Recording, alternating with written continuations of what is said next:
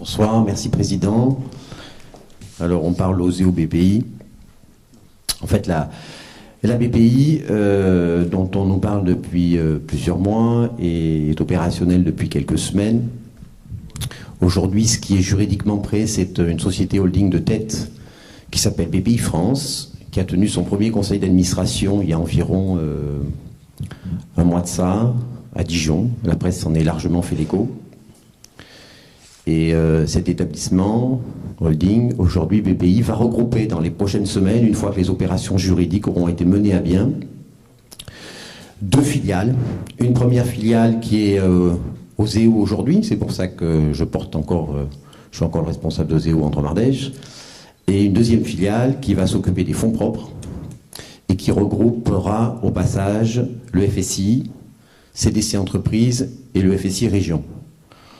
Alors tout ça se met en place, vous avez compris, juridiquement, ça prend un peu de temps, mais sur le terrain, les premières mesures seront d'ores et déjà opérationnelles et on a déjà une idée très précise de la manière dont ça va s'organiser. Donc à OSEO, le métier de prêteur, le métier de garant, le métier d'accompagnateur des projets innovants, à BPI Investissement, les métiers des fonds propres, c'est-à-dire être capable d'intervenir pour accompagner des sociétés de capital risque régionales en les dotant de ce qu'on appelle fonds de fonds, mais aussi d'intervenir en direct, en tant qu'investisseur direct, dans les entreprises, quelle que soit leur taille. D'ailleurs, quand on regarde aujourd'hui le portefeuille de participation du FSI Région et de CDC Entreprises, on s'aperçoit qu'il y a des toutes petites entreprises qui font à peine quelques millions d'euros de chiffre d'affaires. Et au sommet, il y a des participations très importantes du FSI. Je ne sais pas si vous avez lu la presse économique, il y a notamment une participation de 13% dans France Télécom qui a posé quelques déboires à la Caisse des dépôts récemment. Alors, je vous disais, tout ça se met en place. Les métiers identifiés sont, je dirais, avec des équipes qui se mettent en place en région. Donc, au niveau des interventions en fonds propres, un correspondant a été nommé il y a quelques mois et il est en mesure d'accompagner des entreprises qui sont à la recherche d'opérations de haut bilan. Les mesures concrètes sont effectives en matière de financement et c'est celle-là que je vais vous présenter maintenant. Donc la mesure phare qu'on a souhaité mettre en route dès la genèse du CICE. Quand je dis dès la genèse du CICE, c'est parce que vous avez entendu parler tout à l'heure d'un terme qui est technique, c'est la cession de créances en germe. Eh bien en fait, c'est OSEO qui a eu l'idée d'aller discuter avec le gouvernement au mois de novembre et qui leur a dit écoutez, ce système que vous êtes en train de préparer qui consiste à alléger les charges sociales, c'est très bien, mais il y a un inconvénient majeur que vous voyez tout de suite, c'est que les entreprises ne vont pas en bénéficier en termes de trésorerie en 2013, mais qu'à partir de 2014. Or, si on incluait dans la loi un dispositif de préfinancement de la cession de créances en germe, les entreprises qui en ont besoin pourraient en faire une demande de financement auprès de leur établissement de crédit. Bon, en même temps qu'on imaginait la manière dont on allait écrire la loi, on imaginait aussi en interne comment on allait pouvoir mettre en place un dispositif pour préfinancer le CICE. Et c'est chose qui est opérationnelle depuis que la circulaire fiscale dont on vous a parlé tout à l'heure est opérationnelle, à savoir depuis le 27 février dernier. On l'a attendu, elle est sortie le 27 février. Depuis le 27 février, les entreprises peuvent s'adresser à OSEO pour obtenir le préfinancement du crédit d'impôt compétitivité emploi. Le crédit d'impôt, en fait, c'est chaque mois les salaires qui sont payés qui constituent la base. L'idée, c'était à un instant T, le plus vite possible, aujourd'hui, de pouvoir préfinancer, dans l'exemple, 80% du montant de la créance. Donc le point de départ de la demande, c'est l'attestation par l'expert comptable de l'assiette constituant le crédit d'impôt compétitivité emploi. Et vous avez compris que cette assiette, elle n'est pas toute facile à déterminer. Parce que même quand tout à l'heure on nous a demandé quel était le plafond, le plafond, il peut varier en fonction de la nature des rémunérations qui sont versées à un salarié. Je ne vais pas rentrer dans le détail, mais il y a l'histoire des heures supplémentaires, il y a les primes, etc. Ce qu'il vaut mieux s'adresser à un homme de l'art, en l'occurrence votre expert comptable, pour déterminer exactement quel est le montant du crédit d'impôt dont vous allez pouvoir bénéficier. D'ailleurs, on ne prend pas de risque, vous voyez, puisqu'on ne finance pas 100% de ce que l'expert comptable a estimé. Dans l'exemple, on ne finance que 80%. Alors, à partir du moment où le dossier est constitué, c'est-à-dire que vous nous avez donné des éléments très précis concernant les derniers éléments comptables de l'entreprise, l'extrait cabis, etc., on va instruire un dossier, et dans les 3 semaines, 1 mois qui suivront, après notification de la créance avec le formulaire 2577 SD, eh bien, on pourra vous faire l'avance en cash sur le compte de votre banque, et c'est ce qui est le plus concret. Alors, Oseo n'est désormais plus seul à faire le préfinancement. Vous avez compris que c'est un dispositif qui peut permettre à chaque banque de lancer une offre propre pour préfinancer le crédit d'impôt. Nous, on a choisi ce système-là. D'autres banquiers vont utiliser leur société de factoring.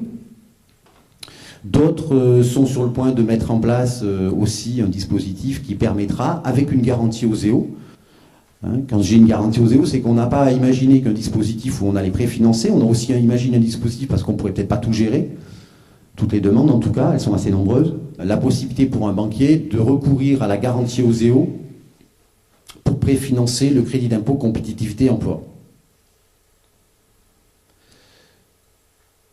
Alors vous allez me dire, pardon. Ah super. Alors vous allez me dire, vous en êtes où? Alors, ça a démarré le 27 février, il ne s'est pas passé grand-chose, on va dire, dans les 15 jours qu'on suivi. Et c'est un peu comme une courbe exponentielle aujourd'hui, c'est-à-dire qu'on a vraiment une augmentation tous les jours de la demande, tant au niveau du département qu'au niveau national. On n'a pas les mêmes statistiques, c'est ce qu'on évoquait l'autre fois avec Pôle Fiscal, forcément parce que nous, on a les dossiers qui sont dans les tuyaux, et puis entre le moment où ils sont dans les tuyaux et ils sont, en l'occurrence, notifiés au service des impôts de l'entreprise, ben, il se passe un certain temps.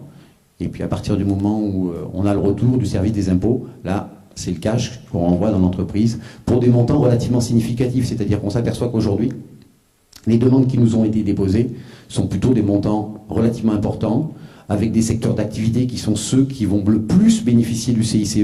Je pense notamment au secteur de la santé, je pense au secteur du nettoyage, je pense au secteur du travail temporaire. Le premier dossier en Rhône-Alpes a été déposé par une entreprise du Teil, dans le secteur du travail temporaire, mais il y a également le secteur des transports qui est très intéressé, on a déjà plusieurs demandes dans ce secteur, et aussi, bien sûr, de l'industrie. Donc sur Drôme-Ardèche, pour vous citer quand même quelques chiffres, à ce jour, on a une vingtaine de dossiers dans les tuyaux, plus des appels, des entreprises qui se renseignent, certaines qui sont en train de faire établir leur attestation, les experts comptables, ils ne font pas ça le jour même, donc ça prend un peu de temps, mais on ne vous a pas donné tout à l'heure les montants globaux attendus, mais l'allègement représente 13 milliards. C'est pareil en 2014, pour les 4%, 50% de plus, soit 20 milliards environ en 2015. À l'échelle de nos 2 départements, pour la Drôme, j'ai entendu le chiffre de 100 millions. Et pour l'Ardèche, on peut considérer que ça fait à peu près la moitié de la Drôme, un peu moins, 40-50 millions. C'est l'enjeu en termes d'allègement de charges. Et donc la capacité, donc nous, dans ce marché, entre guillemets, de réaliser 2 milliards de préfinancement, c'est notre objectif cette année. Et donc, à l'échelle de nos 2 départements, ça pourrait faire rapidement 10-15 millions, voire 20 millions d'euros de financement mis en place auprès des entreprises. Alors, on n'a pas lancé que le dispositif qu'on a baptisé Avance Plus Emploi. On a également lancé au mois de janvier, c'est important, c'est-à-dire que dès lors que vous déposez un dossier sur cice-oseo.fr, eh ben, on sera tenu de l'instruire et d'en assurer le préfinancement. Alors, quelles sont les entreprises finalement qui ne sont pas éligibles? Même si je réponds peut-être par avance à vos questions, c'est les entreprises qui sont en procédure judiciaire. Là, ce n'est pas la peine de nous déposer un dossier. On ne peut pas faire une avance de trésorerie à une entreprise qui est en procédure. Alors, slide suivant, renforcement de la trésorerie. Renforcement de la trésorerie, en 2009, le gouvernement de l'époque nous avait demandé, dans le cadre du plan de relance, de mettre sur pied un dispositif de fonds de garantie qu'on avait appelé renforcement de la trésorerie des PME. Et là, depuis l'automne, de nouveau, il était question d'en relancer un peu similaire. Et bien c'est ce qu'on a fait. On l'a fait au mois de janvier, bien sûr avec des dotations publiques. On fait ça grâce à de l'argent public. Et ce dispositif fonctionne.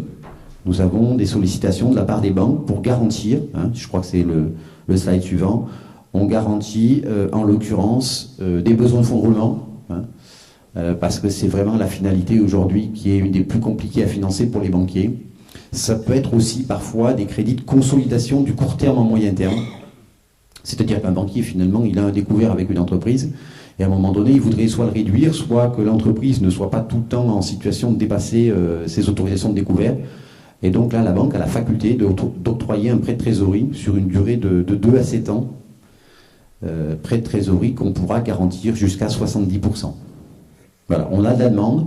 Hein, le mois dernier, sur Drôme Ardèche Réunis, une quinzaine de dossiers ont été traités. On est bien loin des chiffres qui étaient ceux de l'année 2009. On était à une centaine de dossiers par mois ici en Drôme Ardèche de prêt de trésorerie. Mais il arrive des dossiers chaque jour et on fait en sorte de les instruire rapidement pour que les entreprises puissent bénéficier de ces avances de trésorerie.